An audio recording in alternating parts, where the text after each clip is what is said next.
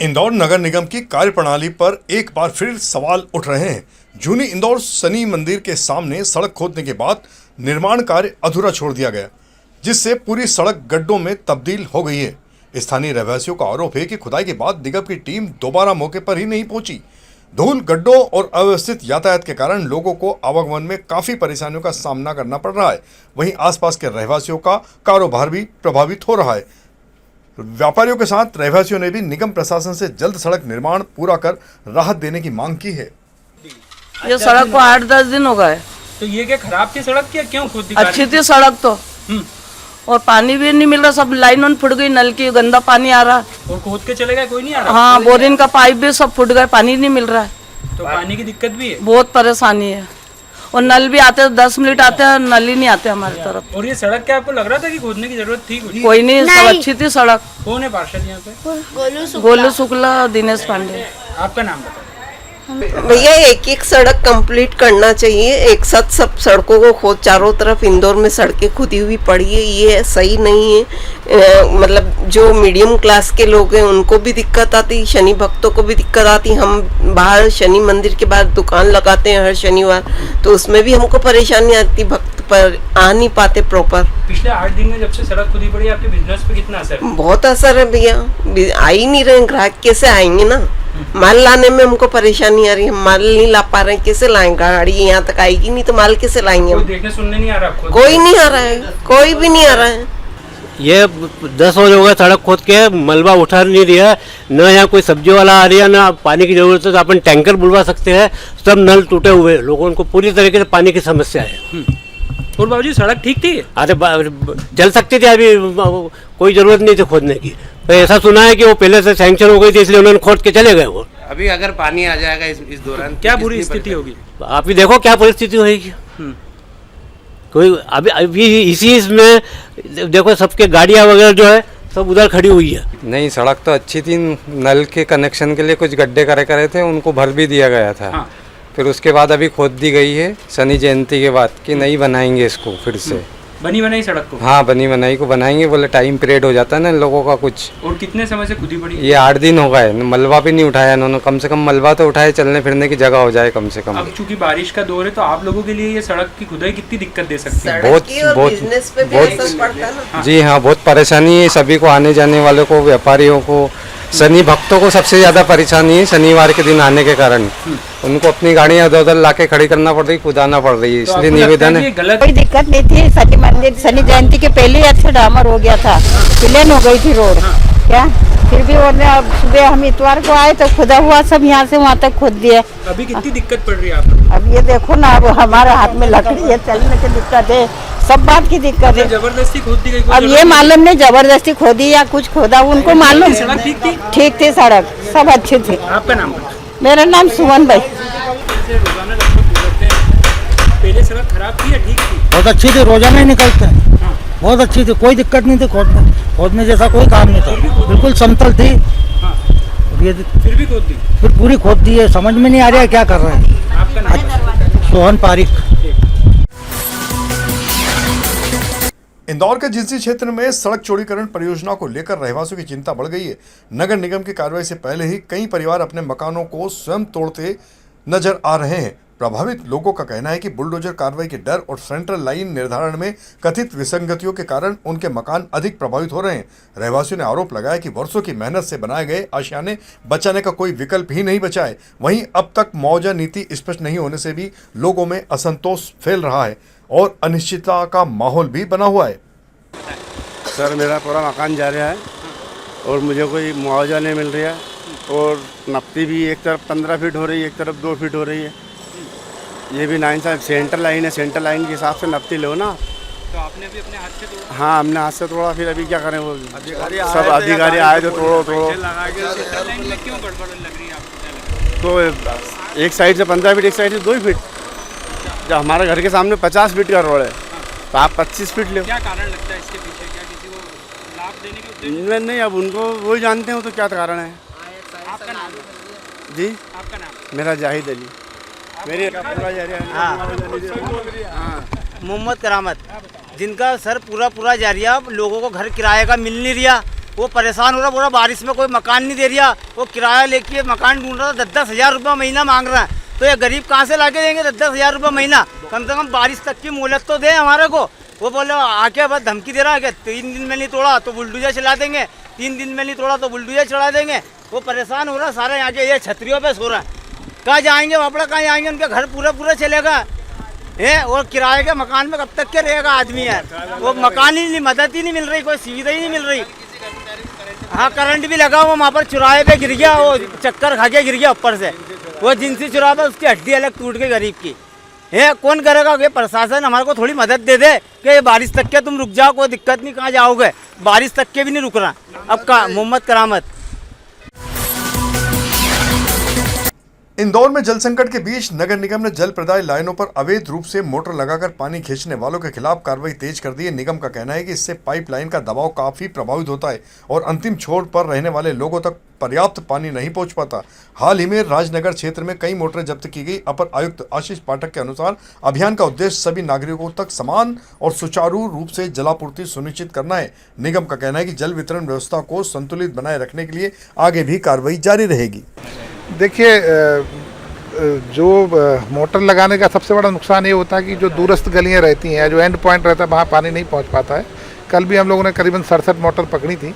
हमारा काम यहाँ पे उद्देश्य ये नहीं कि हम मोटर्स की जब्ती करें या क्या, हमारा ये है कि जो एंड पॉइंट पे लोग हैं उनको पानी प्रवाह मिल जाए। और चूँकि मोटर्स बहुत पावर की लोग आगे लगा देते हैं तो एंड में पानी की सप्लाई प्रभावित होती है, तो वो एक सतत प्रक्रिया है। आपके माध्यम से हमारा नागरिकों से भी अनुरोध है कि हमारा जो टंकी से सप्लाई होता है, अगर मोटर आप नहीं भी लगाएंगे तो समुचित रूप से रैशनल रूप से पानी मिल जाएगा। मोटर लगाने का नुकसान ये होता है कि जो पीछे लोग हैं उनको पानी मिलने में कई बार दिक्कत होती है, तो वो एक सतत प्रक्रिया है, वो कार्रवाई करते रहेंगे। आज भी हम लोगों ने मोटर पकड़ने की कार्रवाई की, कल 67 मोटर पकड़ी थी। शाम तक हम लोग एक समेकित आंकड़ा प्रस्तुत कर पाएंगे। कनेक्शन भी लोग इंदौर में सड़क चौड़ीकरण को लेकर विवाद लगातार बढ़ता जा रहा है। अब पीवाई रोड के व्यापारी भी अपनी चिंताओं को लेकर कांग्रेस के पास मदद मांगने पहुंचे हैं। व्यापारियों ने शहर कांग्रेस अध्यक्ष चिंटू चोकसे को ज्ञापन सौंपकर सड़क चौड़ीकरण की कार्रवाई में उनके हितों की रक्षा करने की मांग की है। उनका कहना है कि प्रस्तावित योजना से कई दुकानें और व्यावसायिक प्रतिष्ठान प्रभावित होंगे तथा बिना मुआवजे कार्रवाई होने पर आजीविका का भी संकट खड़ा हो सकता है। व्यापारियों ने स्पष्ट नीति, संवाद और उचित मुआवजे की मांग की है। बहरहाल शहर कांग्रेस अध्यक्ष चिंटू चोकसे ने आश्वासन दिया है कि कांग्रेस प्रभावित व्यापारियों की आवाज मजबूती के साथ उठाएगी। इस घटनाक्रम से यह एहसास हो रहा है कि शायद अब आम नागरिक और व्यापारियों का भरोसा भाजपा से उठता जा रहा है। हम प्रिंस यशवंत रोड व्यापारी संघ के माध्यम से शहर कांग्रेस अध्यक्ष को अपनी बात रखने आए हैं कि हमारा रोड वर्तमान में 60 फीट है, ये इसको 80 फीट करने पर प्रशासन और नगर निगम तुला हुआ है, जबकि वहाँ पर कभी भी ट्रैफिक रुकता नहीं है। आप चाहें तो 24 घंटे का सर्वे करवा के रख सकते हैं, या हमने करवा के रखा हुआ है, उसकी सीडीएम दे सकते हैं, या आप अपने माध्यम से या प्रशासन करवा ले। उस रोड पे कभी भी ट्रैफिक रुकता नहीं है। अच्छा, हम वहाँ पे 60 दुकानदार हैं और करीब 15 बिल्डिंग है जिसमें मकान है, उसमें लोग रहते हैं, उनका भी पूरा मकान 15 फीट जा रहा है। नगर निगम का नोटिस आ चुका है, कोर्ट में हम चले गए हैं, कार्रवाई कोर्ट में अभी विचाराधीन है। ये प्रिंस यशवंत रोड पंडीनाथ से मच्छी बाजार के बीच का रोड है और इसका एक वन वे रोड है ये, और एक पीछे भी एक इसका पैरेलल रोड है जिसपे एक तरफ का ट्रैफिक चलता है, तो ट्रैफिक वहाँ रुकता नहीं है बिल्कुल भी। मेरा नाम मनोज खेमानी, ये हमारे अध्यक्ष व्यापारी संघ के पमनानी जी। देखिए, निश्चित रूप से आदरणीय जीतू पटवारी जी के नेतृत्व में कांग्रेस पार्टी मजबूती से जनता की आवाज़ बन रही है, इसीलिए लोग आगे रह के बगैर डर भय के अब कनेक्ट हो रहे हैं कांग्रेस से। और कांग्रेस भी दृढ़ संकल्पित है कि जिन लोगों के अधिकारों का हनन हो रहा है, अधिकारों के साथ में छीन रही है, अन्याय हो रहा है, अत्याचार हो रहा है, लोगों की निजी ज़मीनें छीन रहे हैं, उनको अधिकार दिलाना हमारा दायित्व है। इंदौर में आयोजित होने जा रहे ब्रिक्स कृषि सम्मेलन की तैयारियां लगभग पूरी हो चुकी है। सांसद शंकर लालवानी ने बताया कि 9 जून से विदेशी मेहमानों का आगमन शुरू हो जाएगा। केंद्रीय कृषि मंत्री शिवराज सिंह चौहान तैयारियों का जायजा ले चुके हैं और प्रशासन सम्मेलन को सफल बनाने में जुटा है। सम्मेलन में ब्रिक्स देशों के कृषि मंत्री और विशेषज्ञ कृषि क्षेत्र से जुड़े महत्वपूर्ण मुद्दों पर चर्चा करेंगे तथा साझा घोषणा पत्र तैयार करेंगे। मेहमानों को सराफा, राजवाड़ा सहित इंदौर की सांस्कृतिक और ऐतिहासिक धरोहर का भ्रमण भी कराया जाएगा। यह आयोजन इंदौर और देश के लिए एक गौरव का विषय माना जा रहा है। इंदौर के लिए एक सौभाग्य की बात है कि ब्रिक्स का सम्मेलन इंदौर में हो रहा है। माननीय नरेंद्र मोदी जी के नेतृत्व में ब्रिक्स के अलग अलग शहरों में अलग अलग विभागों के मंत्रालयों के सम्मेलन हो रहे हैं और ये विश्व की एक महत्वपूर्ण संस्था है जिसमें कि नीति निर्धारण होता है, भविष्य को लेकर रोड मैप तैयार होता है। कृषि को लेकर हमारे इंदौर में रोड मैप तैयार होगा आने वाले भविष्य को लेकर देश दुनिया में, और उसी को लेकर इंदौर में तैयारियां चल रही है। माननीय कृषि मंत्री जी श्री शिवराज सिंह चौहान जी और हमारे मुख्यमंत्री डॉक्टर मोहन यादव जी के नेतृत्व में पूरी तैयारियां लगभग पूर्णता की हो रही है। अधिकारी और प्रशासन लगा हुआ है। इसमें जो प्रतिनिधि आएंगे उनका आना कल से शुरू हो जाएगा। पहले प्रतिनिधि आएंगे, उनके ऑफिसर आएंगे, ऑफिशियल के बाद अनेक देशों के मंत्री भी आने वाले हैं। इंदौर मेट्रो के दूसरे चरण के संचालन को लेकर एक नई जानकारी सामने आई है। पहले इसका लोकार्पण 18 जून को प्रस्तावित था, लेकिन अब 20 जून को शुभारंभ होने की संभावनाएं जताई जा रही है। कार्यक्रम में मुख्यमंत्री और शहरी विकास मंत्री के शामिल होने की उम्मीद है। दूसरे चरण के शुरू होते ही मेट्रो का विस्तारित कॉरिडोर जनता को समर्पित कर दिया जाएगा। इससे यात्रियों को तेज, सुरक्षित और सुविधाजनक परिवहन सेवा मिलेगी। जानकारों के अनुसार नए चरण के संचालन से मेट्रो में यात्रियों की संख्या बढ़ेगी और एयरपोर्ट सहित कई प्रमुख क्षेत्रों के बीच आवागमन और अधिक सुगम होगा। मेट्रो का जो शुभारंभ है दूसरे फेज का, मेट्रो का दूसरा फेज जो पहले प्रस्तावित था 18 तारीख को, अब 20 तारीख को मेट्रो का शुभारंभ होगा दूसरे फेज का। और इसमें माननीय मुख्यमंत्री जी और केंद्रीय शहरी विकास मंत्री जी की आने की संभावना है और 21 तारीख को यात्री इसमें यात्रा कर पाएंगे। तो ये भी आने वाले समय में इंदौर को नई सौगात मिलने जा रही है। कुल कितने किलोमीटर का सफर तय करेगी? देखिए, अभी तो हमने जो पहला फेज़ किया था, दूसरा फेज़ अब रेडिएशन तक होगा और इसमें यात्रियों को, चूँकि आने वाले समय में जब तक इसको हम एयरपोर्ट से नहीं जोड़ेंगे तब तक यात्री एयरपोर्ट से विजयनगर आने में अभी राइडर्स यात्रियों की संख्या कम है, पर जब एयरपोर्ट से जुड़ जाएगा आने वाले समय में तो यात्रियों की संख्या तेजी से बढ़ेगी। खरीफ सीजन की शुरुआत से पहले कृषि विभाग ने तैयारियां तेज कर दी है। सिटी बस ऑफिस में आयोजित समीक्षा बैठक में जिला कृषि उत्पादन आयुक्त अशोक वर्णवाल ने किसानों को समय पर खाद, बीज और अन्य आवश्यक संसाधन उपलब्ध कराने के निर्देश दिए हैं।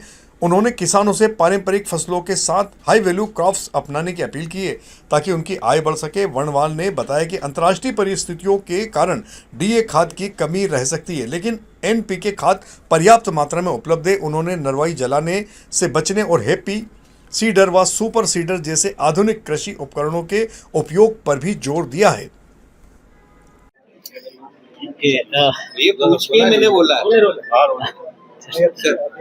आज कृषि उत्पाद और अन्य डेयरी और इन सभी की समीक्षा कर रहे हैं। संभागी क्या कुछ पाया है सर अभी तक समीक्षा में? हर वर्ष खरीफ के शुरुआत में हम लोग जो है वो कृषि और उसके सारे जो 3 सेक्टर उसके साथ हैं, हॉर्टिकल्चर, वेटनरी और फिशरी, इन सब की एक तैयारियों की समीक्षा की जाती है जिससे किसानों को सही समय पर खाद, बीज वगैरह जितने भी तरह के इनपुट हैं वो मिले और जो प्रोड्यूस है उसके मार्केटिंग के लिए क्या बेहतर व्यवस्था हो सकती है, तो उसकी समीक्षा हम लोगों ने सभी जिलों के साथ की है।